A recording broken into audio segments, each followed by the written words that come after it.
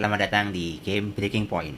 Ini adalah sebuah game tentang menjadi seorang media manager yang berusaha survive selama perusahaan sedang melakukan restructuring atau efisiensi. Nah, di game ini kamu harus memanage tim sambil menghadapi tekanan dari atas dan menghandle tim kamu juga stres mereka. Karena stres itu pedang bermata dua, di mana kalau pas itu bisa membuat mereka bekerja lebih keras, lebih produktif, tapi kalau berlebihan mereka juga bisa jadi burnout, kabur ke manajer lain, ke tim lain, atau bahkan keluar dari company atau dari perusahaan. Nah, siap belajar gimana caranya survive di dunia corporate? Yuk, kita mulai. Nah, setupnya simple banget. Jadi pertama kita set, ini ada player boardnya. Di sini kita set stress level timnya di 5, political atau reputasinya di 6 poin.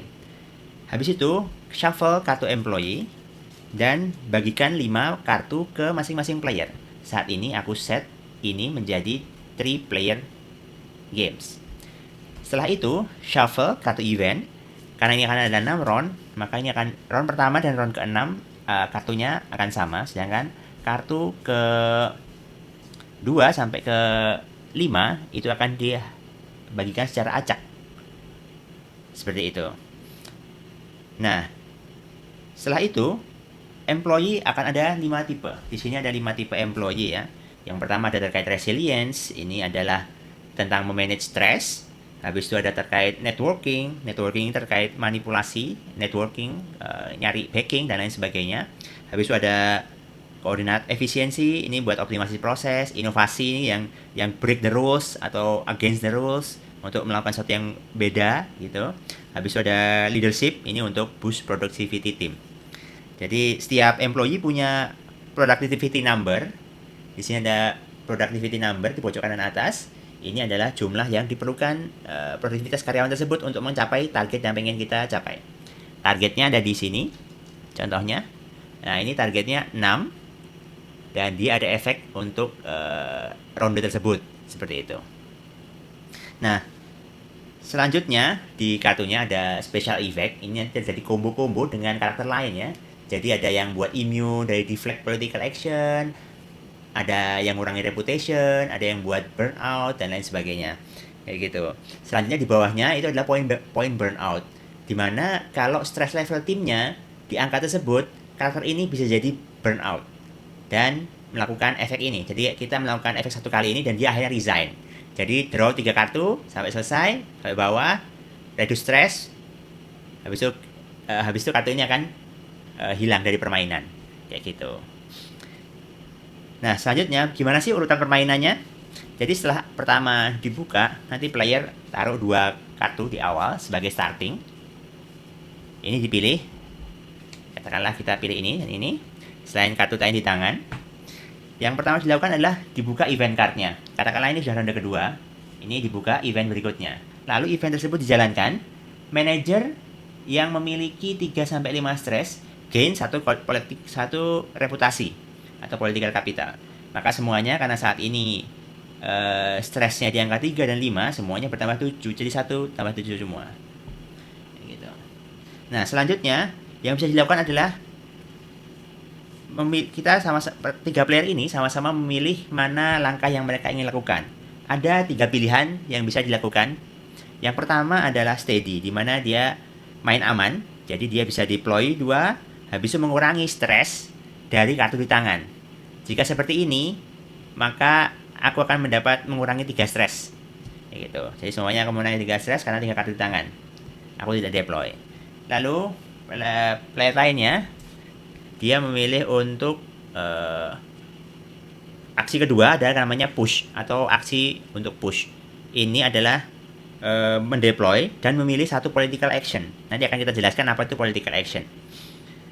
Dan bisa mengaktifasi burnout ability jika stress level timnya lebih besar daripada burnout level. Jadi di sini ada burnout level, kalau stress timnya itu lebih besar.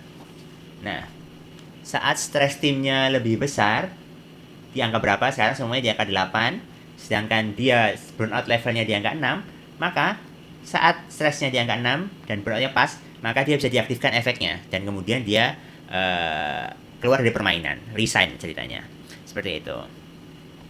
Itu yang agresif. Yang ketiga itu adalah desperate mode, di mana dia memaksa satu karyawan untuk langsung burn out, langsung resign, dipaksa kerja dan dia langsung disuruh langsung paling maksimal sampai habis-habisan lah. Kalau desperate action dia akan ada 3 pilihan, yaitu tetap deploy. Deploy itu dua ya. Deploy mengambil dari tangan ke tempat permainan, atau mengambil dari aktif ke tangan, balik ke tangan. Seperti itu. Jadi ada 3 ya, ada steady, yaitu main aman, di mana dia bisa mengurangi stres dan ngedraw kartu tambahan. Lalu push, itu lebih agresif, di mana dia bisa melakukan satu political action dan bisa mengaktifasi burnout ability jika kamu ada karyawan yang mencapai burnout levelnya sama atau lebih besar daripada stress team. Yang ketiga adalah memaksa satu employee untuk burnout, jadi disuruh kerja rodi, habis itu tetap melakukan deploy action, lalu ada political action, dan reputasinya turun 1 jika memilih desperate action ini. Jadi satu turn itu sama dengan 1 quarter atau 3 bulan. Nah ini kan 2, 1, jadi totalnya 5. Semuanya 5. Ini kita belum melihat efek-efeknya ya. 5, maka base-nya 6. Base-nya 6. Targetnya yang paling kanan berarti ya. Targetnya 6. Tapi total produktivitasnya itu 5. Kayak gitu. Jadi karena dia kurang, maka dia terkena stres. Timnya terkena stres karena tidak bisa menyelesaikan tugasnya sesuai selisihnya. Kayak gitu dari targetnya. Nah yang ini kurang 2, berarti stresnya nambah 2. Dan yang ini 3. Nah, ada mekanik namanya stress system sama political action. Oke, aku jelaskan dulu terkait political action. Di political action itu ada 3 action yang bisa diambil. Nah, political action itu ada 3. Yang pertama adalah fokus, yaitu naikin 2 produktivitas, tapi juga nambah 2 stres. Yang kedua ada poach. Poach ini mencuri karyawan employee-nya musuh, tapi cuma bisa kalau stres mereka udah tinggi, lebih dari burnout level mereka. Atau 3 itu deflect, itu nge-transfer 2 stres ke tiap pemain lain. Jadi semua kamu punya 4 ada dua pemain lain, maka kamu menguranginya 4 stres. Seperti itu. Nah, yang seru, employee itu bisa dicuri kalau stress manajernya atau tim stresnya udah sama atau lebih tinggi dari burnout. Jadi mungkin jadi pergerakan antar tim. Seperti itu. Nah, untuk stres ini ada core mekaniknya, di mana kalau stres kita rendah 3 semuanya, maka produktivitas masing-masing karyawan kita +1. Nah, tetapi jika stres levelnya terlalu tinggi, di angka 7, 8, 9, maka produktivitas setiap karyawan -2. Dan saat yang stres level maksimal, ini maksimal nggak bisa lebih dari ini, maka produktivitasnya -2. Mungkin aku akan jelaskan lebih lanjut tentang apa sih burnout ability. Nah, burnout ability contohnya seperti ini. Ini dia burnout itu nggak selalu buruk ya. Stres tinggi itu nggak selalu buruk. Jadi kalau di saat-saat tertentu sebagai manajer kita bisa ya dalam tanda kutip memaksa karyawan kita untuk bekerja lebih keras untuk melakukan sesuatu gitu. Walaupun pasti habis itu burnout, mungkin jadi sakit atau bahkan resign, semuanya kayak gitu ceritanya.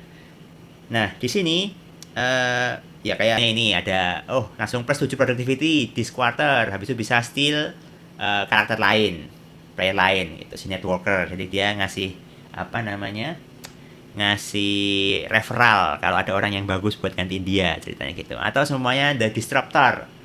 Nah, ini kalau dia begitu dia resign, semua employee-nya jadi diacak-acak lah, masuk ke tangan lagi jadi baru, terutama yang di tangan ya, karena yang di tangan itu kan employee yang lagi istirahat kalau ininya ceritanya, lore-nya kayak gitu dan lain sebagainya.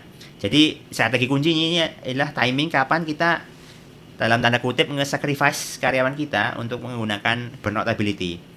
Ini yang bikin gamenya jadi agak tense ini, karena hampir sulit untuk menyelesaikan base-nya tanpa kita bisa tanpa menggunakan si burnout ability. Jadi burnout ability penting untuk kita survive, karena tujuannya adalah kita efisiensi kayak gitu. Nah, selanjutnya setelah 6 round ini semua sudah terbuka semua. Udah selesaikan, berjalan karakternya, muncul, habis itu saling poaching, saling ngirimin stres dan lain sebagainya. Di turn ke-10 yang di scoring adalah yang pertama adalah reputasi. Yang pertama reputasinya berapa atau political capital di versi ini.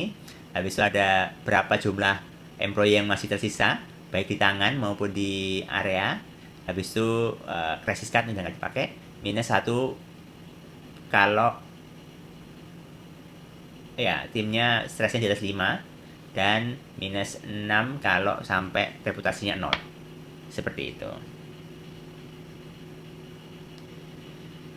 Nah, jadi kita harus jaga balance ya antara stresnya terlalu tinggi. Kadang-kadang ada strategi-strategi tertentu yang memanfaatkan stres tertinggi. Kayak kalau resilience itu tim-tim resilience ini punya kemampuan yang mengendalikan stres. Jadi kalau kamu pengen main stres tinggi itu bisa.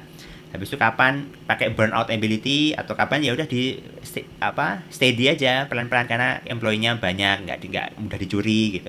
Main strategi atau ya yang paling penting reputasi jangan sampai nol karena kalau reputasinya nol ya kita akan minus dan kita nggak bisa melakukan political action gitu. Jadi kita melakukan aksi-aksi nego-nego gitu-gitu.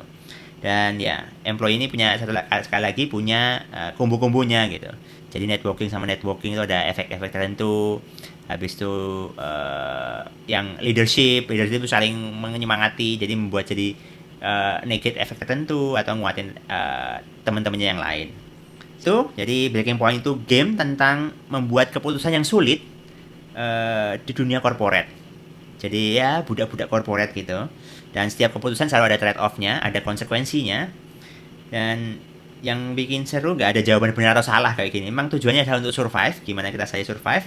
Semua tergantung situasi dan timing. Kadang menjadi manajer yang baik itu adalah suatu luxury yang gak semua orang bisa. Jadi, apakah kamu siap menjadi seorang middle manager yang survive di corporate yang sedang di ekonomi yang sulit? Good luck dan semoga reputasi kamu jangan sampai jadi nol ya. Bye bye.